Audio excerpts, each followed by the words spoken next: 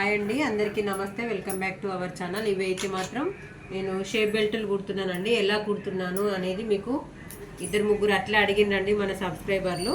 ఇది ఎలా స్టిచ్ చేస్తున్నావు అక్క అని చెప్పని తెలియని వాళ్ళు. నేను ఎలా స్టిచ్ చేస్తున్నాను చూడండి. ఇదైతే మెయిన్ ఫ్యాబ్రిక్, ఇదైతే వేస్ట్ క్లాత్ అండి. నేను కరెక్ట్గా కట్ చేసుకున్న లైనింగ్ పీస్లు అయితే ఇవి ఎలా పెట్టుకోవాలి అని అంటే కింద లైనింగ్ పీస్ వేసుకోవాలి. ఇది వేస్ట్ క్లాత్ అండి, కొంచెం ఎక్స్ట్రాగా ఉంచుకున్న క్లాత్. దీనికి సరిపడగా వచ్చేంత వరకు కొంచెం ఎక్స్ట్రాగా కట్ చేసి పెట్టుకున్నా నేను. ఈ లైనింగ్ పైన మెయిన్ ఫ్యాబ్రిక్ పెట్టుకోవాలి. ఇట్లా ఆపోజిట్లా చూసుకోండి, ఇట్లా పెట్టేసుకొని మీకు కన్ఫ్యూజన్ లేకుండా కుట్టేటప్పుడు ఇదేటు అనేది కన్ఫ్యూజన్ లేకుండా ఇలా ఫస్టే చూసుకుంటే ఉల్టా సీదా అనేది కాకుండా రెండు ఒకే సైడ్ వస్తాయండి. ఒకవేళ మీరు ఇట్లే పెట్టుకున్నారు అనుకోండి, ఇది ఇలానే పెట్టుకున్నారు అనుకోండి, ఇది మనం స్టిచ్ చేసిన తర్వాత రెండు వన్ సైడే వచ్చేటట్టు ఉంటుంది. ఒకటి ఉల్టా ఒకటి సీదా అవుతుంది. అందు గురించి అని ఇట్లా ఎదురు బదురు వచ్చేటట్టు చూసుకోండి. ఇట్లా పెట్టుకున్నారు అనుకో కన్ఫ్యూజన్ అయిపోతుంది. ఇట్లా ఎదురు బదురు పెట్టుకొని సేమ్ ఇది ఎట్లా పెట్టుకున్నామో ఈ చివరి ఈ కొస ఎట్లా వచ్చిందో ఇది కూడా ఇట్లా వచ్చేటట్లు చూసుకొని ఇలా మామూలుగా క్లాత్ అయితే పక్కకు పెట్టేసుకొని, మీకు కొత్తగా కుట్టుకునే వాళ్ళు అయితే ఇట్లా ఒకటి పిన్ పెట్టుకొని పక్క పెట్టుకోండి. చూడండి, ఇప్పుడు నేను ఏ విధంగా అయితే స్టిచ్ చేస్తున్నానో అలానే స్టిచ్ చేసుకోండి.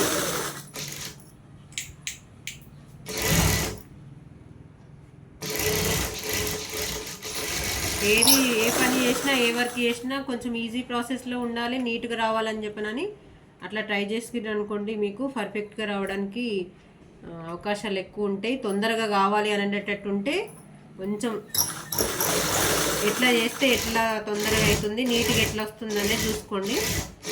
మీరు ఈ ప్రాసెస్లో కుట్టండి, పర్ఫెక్ట్గా వస్తుందండి.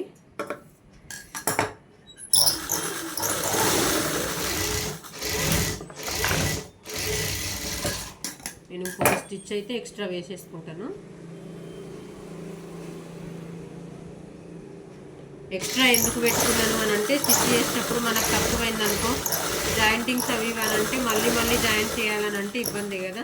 అందు గురించి అని ఎక్స్ట్రా క్లాత్ అయితే ఇలానే పెట్టేసుకున్నాను. ఇలా కట్ చేసేసుకుంటే 3 పీసెస్ వస్తాయి. చూడండి, మెయిన్ ఫ్యాబ్రిక్ ఇంకొకటి లైనింగ్ ఎక్స్ట్రా వచ్చేటట్టు మనం ఇట్లా స్టిచ్ చేసుకున్నాం అనుకోండి, జాయింట్ చేసేటప్పుడు మనకు ఖర్చు కనిపించకుండా నేను షేప్ బెల్ట్ ఎలా వేసుకోవాలో చూపించాను కదా, అట్లా ఇది చాలా ఈజీగా ఉంటుంది. ఇట్లా స్టిచ్ ఫస్ట్ ఇది బెల్ట్ మనం ప్రిపేర్ చేసుకుంటే పర్ఫెక్ట్గా వేసేసుకుంటే బాగుంటుంది. ఇట్లా 3 పీసెస్ వస్తాయి. దీనికేమో ఒకటి జాయింటింగ్, ఇది లోపల ఖర్చు మనకి దీంతోనే అవసరం లేదండి. కట్ చేయకపోతే ఏంటంటే కొంచెం గట్టిగా ఉంటుంది ఇక్కడ కింద.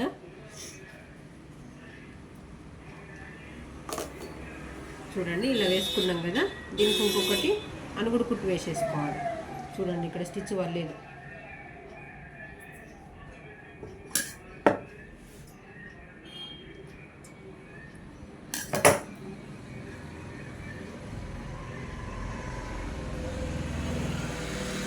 ఇంకో స్టిచ్ అయితే వేసుకోండి ఎక్స్ట్రా.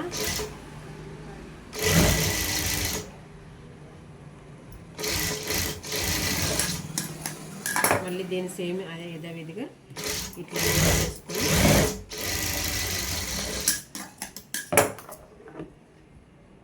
సేమ్ ప్రాసెస్ అండి. ఇట్లా మీరు కుట్టుకోండి, చాలా నీట్గా ఉంటుంది.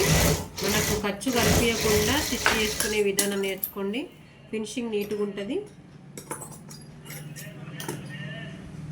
లైనింగ్ కొంచెం సరిపడినట్టు ఉండి లేకపోయినట్టు ఉన్నా కూడా ఈ లోపల పీస్ మనకు కనిపించదు కాబట్టి వేరే క్లాత్ అయినా పెట్టుకోవచ్చండి.